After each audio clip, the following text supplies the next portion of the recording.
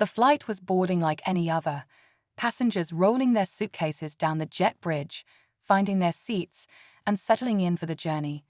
But then, an uncomfortable scene started unfolding in first class. A well-dressed man, sitting in one of the plush, wide seats, suddenly tensed up as a soldier approached. This wasn't just any soldier. He was a black man in uniform, his service ribbons neatly pinned to his chest, carrying the weight of countless sacrifices. As the soldier reached for his assigned first-class seat, the man beside him scoffed. He shifted uncomfortably, then muttered under his breath, "This can't be right." At first, the soldier ignored it, had faced moments like this before. But when the man loudly insisted that first class isn't for people like him, the tension in the cabin thickened. Other passengers exchanged uneasy glances. The flight attendants hesitated, unsure whether to step in.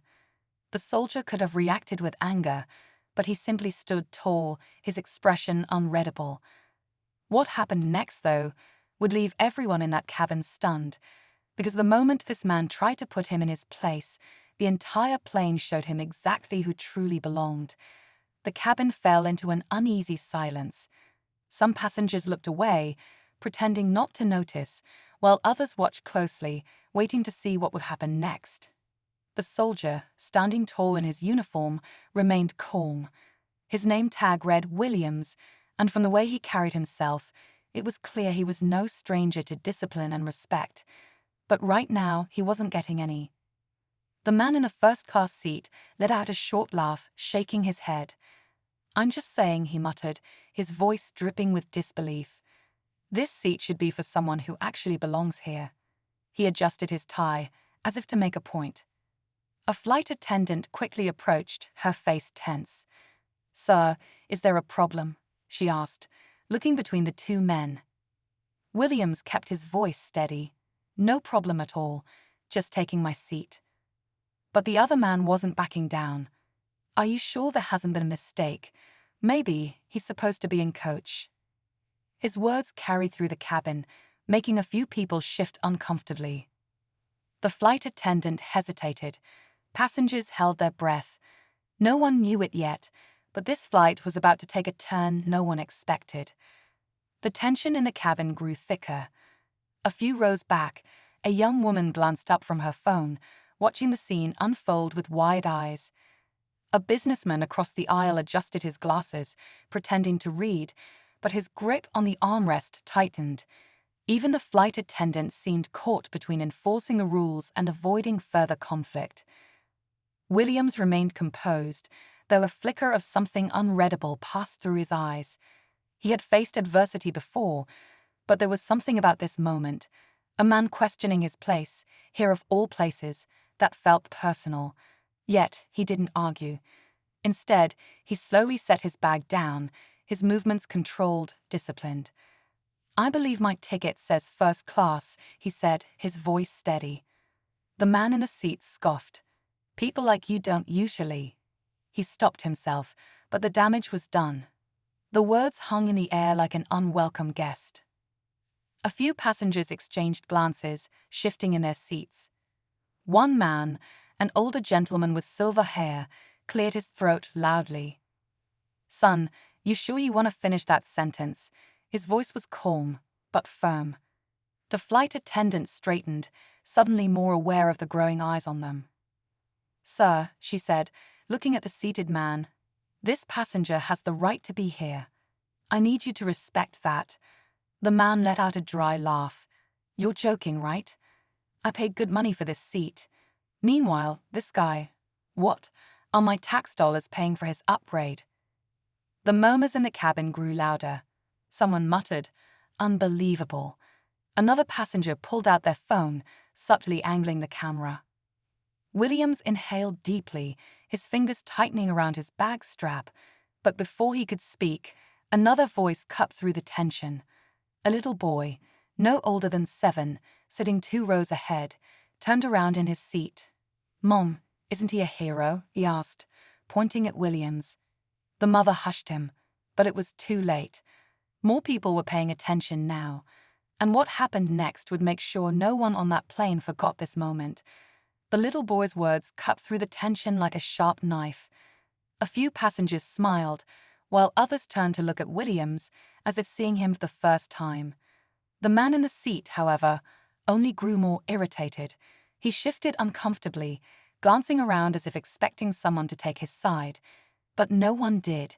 The energy in the cabin had shifted. The flight attendant, sensing the weight of the moment, stood her ground. "Sir, if you continue to make this an issue, I'll have to call the captain." The man scoffed but didn't respond right away. He looked at Williams again, as if measuring him. "You think you deserve this seat more than me?" he muttered under his breath. Williams, still composed, finally spoke. "I don't think I do. I know I do." His voice was calm, but there was steel underneath. "And not because of my uniform, but because I have a ticket, just like you." A woman near the window suddenly spoke up. "You know, he's probably risked his life for this country." Her voice was laced with quiet frustration. "And you're worried about a seat." More murmurs of agreement rippled through the cabin. The man in the first-class seat swallowed hard, his confidence beginning to crack. The phone cameras were still recording. A few passengers sat forward, waiting for what would happen next. And then, as if the universe had been waiting for the perfect moment, a deep voice came from the aisle. "Everything all right here?" A tall, broad-shouldered man stood just a few feet away. He wasn't wearing a uniform, but something about the way he carried himself commanded attention. His presence alone made the first-class passenger shift in his seat. The tension reached its peak. Everyone was watching. No one dared to look away. Something was about to happen that no one on that plane would ever forget. The entire cabin seemed to hold its breath as the tall man in the aisle locked eyes with the passenger in the first-class seat. His presence alone changed the energy in the room. He wasn't angry, but there was a quiet authority about him, something that made even the most confident people sit up a little straighter. The man in the seat hesitated. He looked around, as if searching for an escape from the growing pressure. I was just saying," he stammered, his voice losing the edge it had earlier. The tall man gave a slow nod, his expression unreadable. "I heard what you were saying." He took a step forward. "Now let me tell you something." The weight in his voice made the surrounding passengers lean in slightly, waiting. "That soldier right there." He pointed at Williams. "He didn't just buy that seat. He earned it in ways you'll never understand." The passenger swallowed hard, but before he could respond, another voice broke through the air. "He's not the only one." Heads turned as an older woman, seated near the aisle, spoke up. Her silver hair was pinned neatly behind her ears, and though her frame was small, there was strength in her eyes. She turned to Williams. "What branch are you in, son?" "Army," Williams replied respectfully. A slow smile spread across her face. "My husband served in the Air Force for 30 years. He always said the uniform doesn't just represent the person wearing it. It represents sacrifice." She turned her sharp gaze to the seated man. "And anyone who disrespects that doesn't deserve this seat more than he does." A ripple of agreement moved through the cabin. Even the flight attendant stood a little taller, glancing at Williams with a new sense of admiration. The man in the first-class seat now looked trapped. He knew he was outnumbered. He opened his mouth, maybe to argue, maybe to apologize, but before he could speak, the pilot's voice crackled over the intercom. "Ladies and gentlemen, we're just about ready for takeoff, but it seems we have a situation up front that needs to be resolved before we can move forward." The cabin fell into silence. Williams remained standing. The entire plane was watching. The man in the first-class seat shifted, realizing he was quickly running out of options. And then a real twist happened, something no one on board saw coming. The moment the pilot's voice cut through the cabin, the weight of the situation became impossible to ignore. Passengers exchanged glances, some whispering, others waiting to see what would happen next. Williams still hadn't taken his seat, and the man beside him looked more unsettled than ever. The flight attendant stepped forward, her voice calm but firm. "Sir, this is your final chance. Either respect the seating arrangement, or we will have to remove you from the flight." The man scoffed, shaking his head in disbelief. "You're really making this a big deal." His voice was quieter now, less sure of itself. He looked around, but no one was on his side. Even the people who had avoided getting involved were now staring at him with quiet judgment. He exhaled sharply, then turned to Williams. "Fine. Sit." But before Williams could move, the tall man from the aisle spoke again. "Actually, that's not gonna cut it." The cabin went silent. The man in the seat tensed up. "What are you talking about?" The tall man crossed his arms. "You made it clear who you think belongs here. So why don't we let the airline decide if *you* belong here?" The flight attendant nodded, pressing her earpiece. Within seconds, another voice came over the intercom. "We'll need a gate agent to first class for a passenger removal." A few people gasped. The man's face went pale. "Wait, what? You disrespected a soldier, disrupted the flight, and now the crew doesn't feel comfortable with you on board," the tall man said. "That's enough reason for removal." The man turned to the flight attendant, desperate now. "You're not serious." She gave him a professional smile. "Actually, I am." A ripple of quiet satisfaction moved through the cabin.